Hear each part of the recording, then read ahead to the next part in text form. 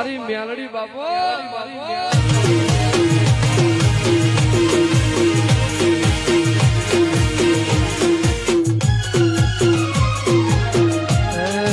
મિત્રો માતાજી કદી આપણી પાસે કાંઈ માંગતા નથી.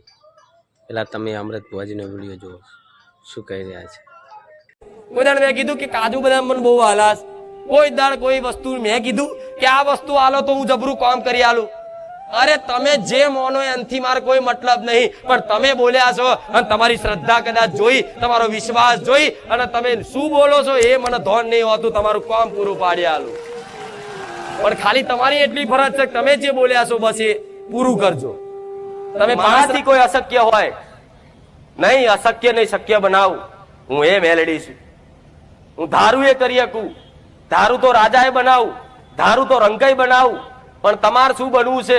એક વખત મારા થઈ જાઓ અને કદાચ જીવન મારામાં સમર્પિત કરી દો કે માં અમે તો બધું બનવા માંગીએ છીએ, પણ તને જે યોગ્ય લાગતું હોય ને એવા બનાવજે, તો ગોડી હું મેલડી એવા બનાવી દઈશ.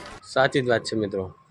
જો આપણે માતાજીની સાચા મનથી ને સાચા દિલથી ભક્તિ કરીએ ને તો જ માતાજી આપણું કામ કરે છે, નકર તો પછી કોણ કામ કરે. અને માતાજી જોડે આપણે કાંઈ માંગવાનું આવતું જ નથી. માને ખબર જ હોય કે દીકરાને શું જોઈએ છે.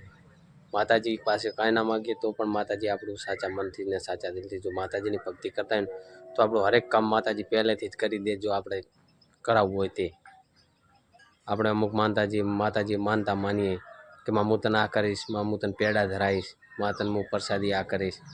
આપણે માતાજી તો આપણને કહેતા નથી ને કે બેટા તું આ કરજે મારા તરફથી. આપણે જ કહીએ છીએ માતાજીને કરવાનું.